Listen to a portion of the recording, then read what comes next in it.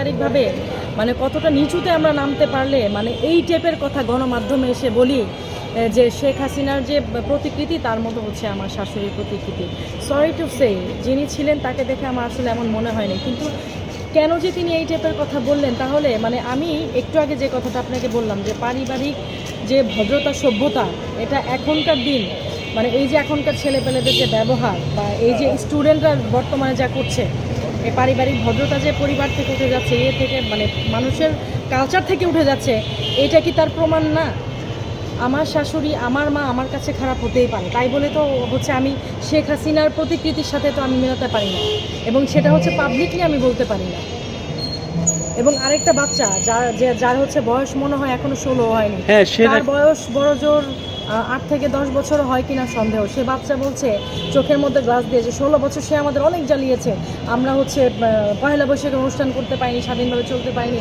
এই যে ব্যাড প্র্যাকটিসিংগুলি, এই যে পরিবার থেকে বাচ্চারা শুনছে, এই যে অসভ্যর মতো মনে করেন এই ইয়ের মধ্যে এসে বলা, গণমাধ্যমে এসে বলা, এবং এই যে বাচ্চা সে কন্টিনিউয়াসলি সে শুনেছে, না শুনে সে কোত্থেকে বলছে, তার তো বয়স 16 বছর হয়নি।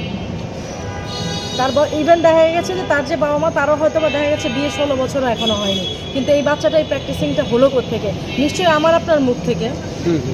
আমি আপনি বলেছি, সে ওখান থেকে শুনেছে যে 16 বছর আমাদের জ্বালিয়েছে।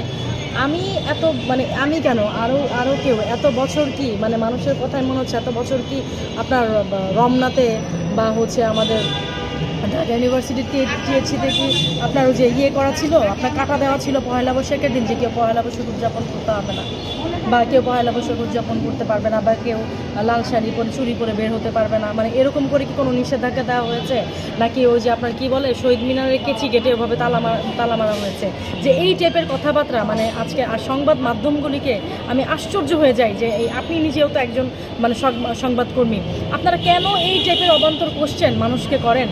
ওইটুকু একটা ছোট বাচ্চা, তার যে মানে বাবা মার মানহানি হচ্ছে, একটা মহিলা সে তার শাশুড়ির কথা বলছে, এইসব নিউজ আপনারা কীভাবে মানে সংবাদ মাধ্যমে প্রকাশ করেন? আপনাদের কি একটু লজ্জা হয় না জাতি হিসেবে যে মানুষের এই ভুলভাল কথাগুলি আপনারা নিউজে মানে প্রকাশ করেন? একটা মহিলা তার সংসারের তার না হলে সে ভুল করে সংবাদ মাধ্যমে বলেছে, একটা শিশু তা না হলে সে বলেছে, এইগুলি আপনারা কিভাবে করে মানে নিউজের মাধ্যমে প্রচার করেন? মানে আপনারা তো দেখছি দেশকে ছোট করার জন্য মানে উঠে পড়ে লেগে